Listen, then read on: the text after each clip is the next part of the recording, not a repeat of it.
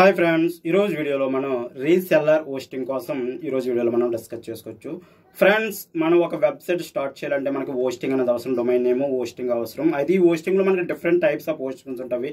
Like shared hosting, WordPress hosting, reseller hosting, VPS hosting, dedicated hosting అని మనకి different hostings. నేను already previous వీడియోస్లో shared hosting కోసం, VPS hosting కోసం చెప్పడం జరిగింది. సో ఈ పర్టికులర్ వీడియోలో మనం రీసెల్లర్ హోస్టింగ్ అంటే ఏంటో ఈ రోజు వీడియోలో మనం డిస్కస్ చేసుకుందాం. ఫ్రెండ్స్, మీలో ఎవరైనా సరే హోస్టింగ్ బిజినెస్ స్టార్ట్ చేయాలి అనుకుంటే, ఓకే, సో మీరు ఎవరైనా సరే హోస్టింగ్ బిజినెస్ స్టార్ట్ చేయాలనుకుంటే అటువంటిప్పుడు మనం ఈ రీసెల్లర్ హోస్టింగ్ అనే పదాన్ని మనం వింటాం. ఇందులోనే ఉంది రీసెల్లర్ అంటే మనం ఒక ప్యాకేజ్ అనేది తీసుకుంటాం ఒక కంపెనీ నుంచి. సో లైక్ గోడాడీ అవ్వచ్చు, లేకపోతే మైల్స్ వెబ్ అవ్వచ్చు, లేకపోతే రీసెల్లర్ క్లబ్ అవ్వచ్చు, లేకపోతే హోస్టిగేటర్ అవ్వచ్చు. సో మనకు మల్టిపుల్ డిఫరెంట్ కంపెనీస్ అయితే ఉండడం జరిగింది. ఈ డిఫరెంట్ కంపెనీస్ ఏంటంటే మనం పర్టికులర్ హోస్టింగ్ ప్యాకేజ్ని బల్క్లో తీసుకుంటాం.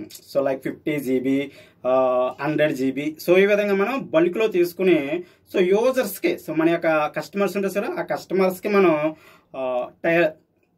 ఆ కస్టమర్ అవసరానికి తగ్గట్టుగా అతనికి ఎన్ని డొమైన్స్ కావాలి, ఎంత మెమరీ స్పేస్ కావాలి, ఎన్ని ఈమెయిల్ అకౌంట్స్ కావాలి, సో ఆ విధంగా స్పెసిఫైడ్ కండిషన్స్ తోటి వాళ్ళకి పర్టికులర్ రేట్ మన మార్కెట్లో ఉన్న డిమాండ్ రేట్, కాంపిటేటివ్ రేట్ ప్రకారం మనం సూటబుల్ రేట్ అనేది పెట్టుకుని మనం ఈ హోస్టింగ్ అకౌంట్స్ అనేది మనం సేల్ చేస్తాం. సో ఈ పద్ధతి, సో ఈ పర్టికులర్ థింగ్కి యూజ్ అయ్యే హోస్టింగ్ని మనం ఏంటంటే రీసెల్లర్ హోస్టింగ్ అంటాం. సో ఆ పదంలో ఉంది రీసెల్లర్ అంటే తీసుకున్న హోస్టింగ్ మళ్ళీ అమ్మడం. సో అయితే ఇందులో మనకి డిఫరెంట్ కంపెనీస్ నేను చెప్పాను కదా, మీరు మైల్స్ వెబ్ అవ్వచ్చు, రీసెల్లర్ క్లబ్ అవ్వచ్చు, హోస్టిగేటర్ అవ్వచ్చు, గోడాడీ అవ్వచ్చు.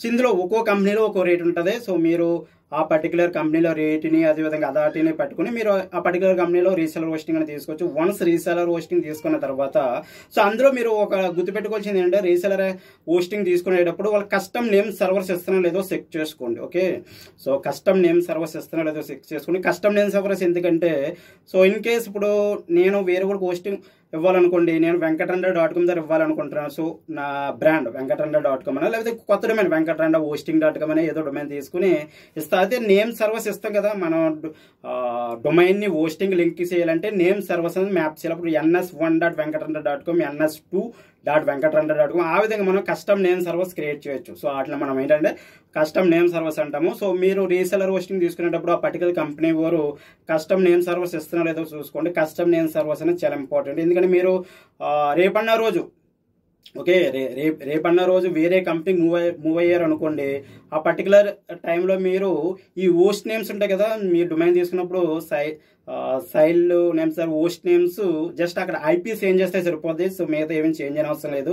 అలా కాకుండా మీరు వాళ్ళు ఏంటంటే కొంతమంది మీకు కస్టమ్ నేమ్ సర్వీస్ ఇవ్వకుండా జస్ట్ ఏంటంటే వైట్ లేబులే, బట్ ఏంటంటే వాళ్ళు ఆ పర్టికులర్ హోస్టింగ్ సంబంధించినట్టు నేమ్ సర్వీస్ ఇచ్చారు అనుకోండి, మళ్ళీ మీరు కంపెనీ చేంజ్ అయినప్పుడు ఆ పర్టికులర్ నేమ్ సర్వీస్ అన్న మీరు చేంజ్ చేయవలసి వస్తుంది ప్రతి సర్వీస్. సపోజ్ మీరు ఒక 100 కస్టమర్స్ని మెయింటైన్ చేస్తున్నారు అనుకోండి, సో 100 కస్టమర్స్ యొక్క డొమైన్ రిజిస్టర్స్లోకి లాగిన్ అయ్యి ఆ పర్టికులర్ 100 నేమ్ సర్వీస్ అనేది మీరు అప్డేట్ చేయాలి. అదే మీరు 1000 కస్టమర్స్ని మెయింటైన్ చేస్తే సో ఎంత డిఫికల్ట్ టాస్కో ఒకసారి అర్థం చేసుకోండి.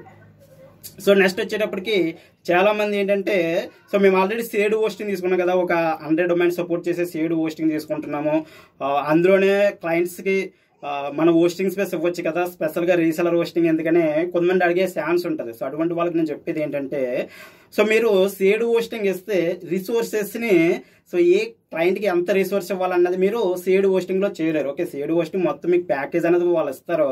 ఆ ప్యాకేజ్లో ఒక్కొక్కరు ఎక్కువ వాడుకోవచ్చు, ఒక్కొక్కరు తక్కువ వాడుకోవచ్చు, చెప్పలేం ఎవరెంత పడుతుంది.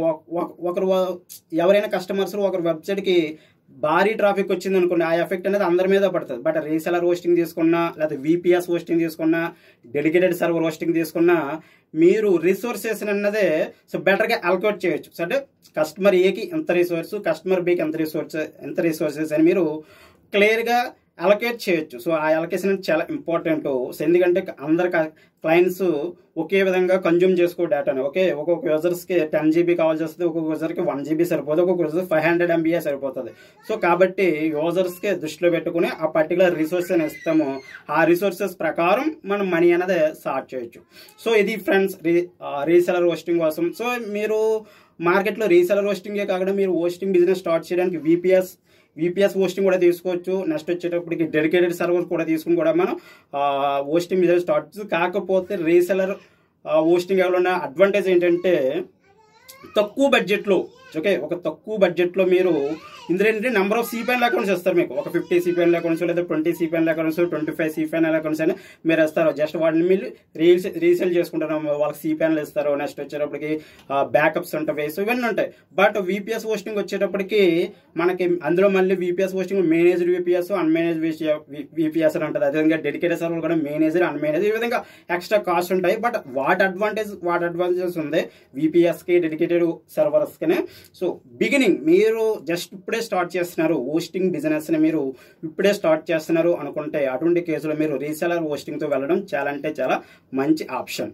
ఓకే, సో ఈ పర్టికులర్ వీడియోలో మీకు రీసెలర్ హోస్టింగ్ అంటే ఏంటో క్లియర్ ఐడియా వచ్చింది అనుకుంటున్నాను. సో వీడియో నచ్చితే లైక్ చేయండి, మీకు ఏమైనా డౌట్స్ ఉంటే కింద కామెంట్ రూపంలో తెలియజేయండి. అదే మీరు నా దగ్గర నుంచి ఏదైనా పెయిడ్ సర్వీసెస్ కావాలి అనుకుంటే మీరు నన్ను అప్రోచ్ అవ్వచ్చు. Okay, thank you.